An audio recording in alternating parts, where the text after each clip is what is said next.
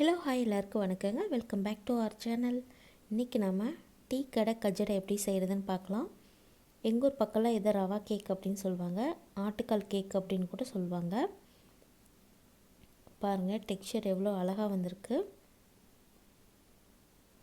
நம்ம இந்த ரவா கேக் பண்ணுறதுக்கு முன்னாடி இது வரைக்கும் நம்ம சேனலை சப்ஸ்கிரைப் பண்ணலைன்னா மறக்காமல் சப்ஸ்கிரைப் பண்ணிவிட்டு கூடவே பக்கத்தில் இருக்க பெல் ஐக்கானையும் கிளிக் பண்ணிவிடுங்க. வாங்க இப்போ எப்படி பண்ணுறதுன்னு பார்க்கலாம். ஒரு மிக்ஸி ஜாரில் அரை கப் அளவுக்கு சர்க்கரை எடுத்து வச்சுருக்கேன்.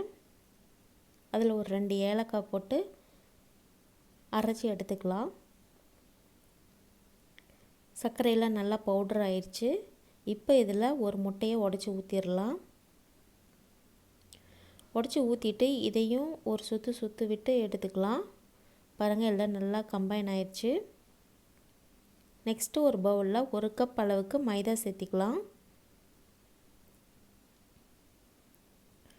அப்புறம் ஒரு 2 ஸ்பூன் அளவுக்கு ரவை சேர்த்திக்கிறேன்.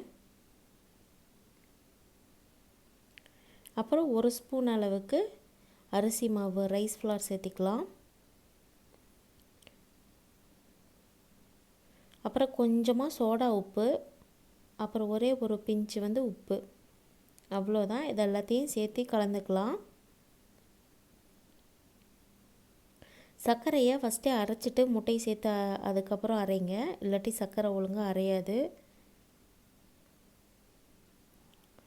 இதை எல்லாத்தையும் நல்லா கலந்து விட்டுட்டு நெக்ஸ்ட்டு நம்ம அரைச்சி வச்சுருக்கிற அந்த முட்டை சர்க்கரை அந்த மிக்சர் இது கூட சேர்த்திக்கலாம்.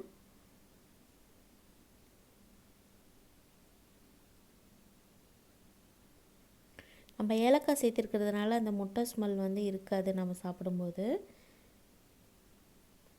ஸோ அதையும் சேர்த்துட்டு நல்லா கலந்து விட்டுக்கலாம். நான் சொன்ன மெஷர்மெண்ட்ஸ்லேயே பண்ணி பாருங்கள், ரொம்ப நல்லா பர்ஃபெக்டாக வரும். ஸோ நம்ம கையில் இதை கலந்து விட்டுக்கலாம். நம்ம சர்க்கரையெல்லாம் சேர்த்திருக்கிறதுனால அப்படியே இலகி வரும். நல்லா மிக்ஸ் பண்ணிவிட்டு அதுக்கப்புறம் பத்தலைன்னா பால் சேர்த்திக்கலாம். ஃபஸ்ட்டு எல்லாத்தையும் நல்லா பிசைஞ்சிக்கோங்க. ஸோ நல்லா பிசைஞ்சாச்சு. இந்த மாதிரி இருக்குது. நான் இப்போது சின்ன ஸ்பூன் தான் இது, ஒரு 4 ஸ்பூன் அளவுக்கு பால் சேர்த்திக்கிறேன். இது காய்ச்சி ஆற வச்ச பால்.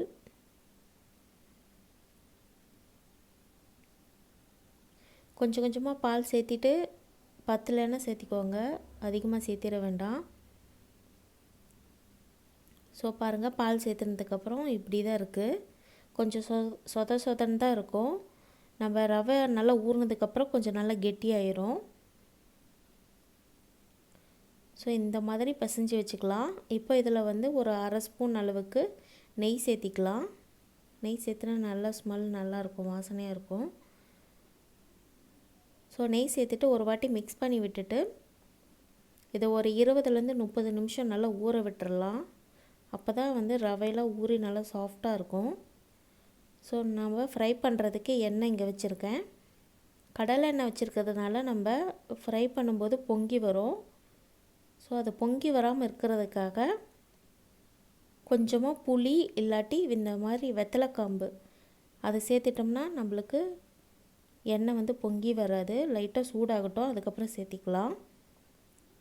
30 நிமிஷம் ஆச்சு.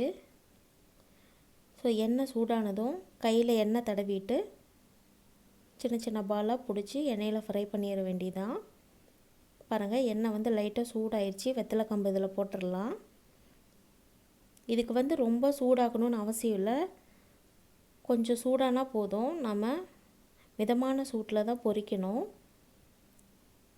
கொஞ்சமாக எண்ணெய் தடவிட்டு மீடியம் சைஸ் பாலாக இது மாதிரி உருட்டிக்கலாம். நம்ம எண்ணெயில் போட்டு பொரித்து எடுக்கும்போது சைஸ் இன்னும் கொஞ்சம் பெருசாகும். ரொம்ப பெருசாக போட்டிங்கன்னா உள்ளே மாவாக இருக்கும், வேகாது, வெளியில் சீக்கிரம் வெந்துடும்.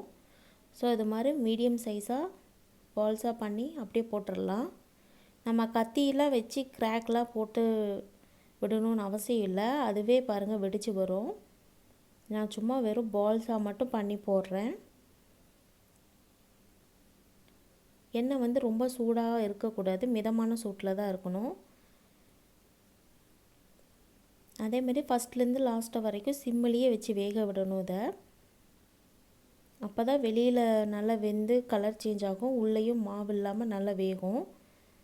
ஸோ கடலை எண்ணெய்ங்கிறதுனால நிறைய பபுள்ஸாக இருக்குது பாருங்கள். அதுலேயே வந்து வெடிப்பெல்லாம் வெடிச்சிருக்கு. நம்ம போடவே தேவையில்லை, அதுவே ஆட்டோமேட்டிக்காக வெடிச்சிரும். சிம்மில் தான் வச்சுருக்கேன்.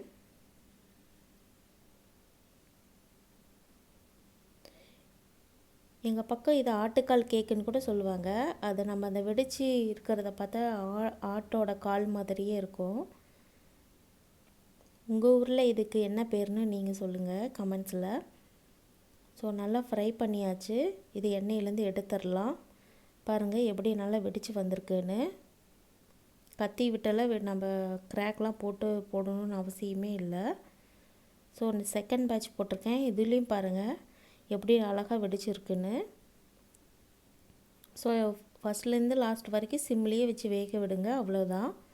பாருங்கள், ரவா கேக் ரொம்ப ஈஸியாக செஞ்சிட்டோம்.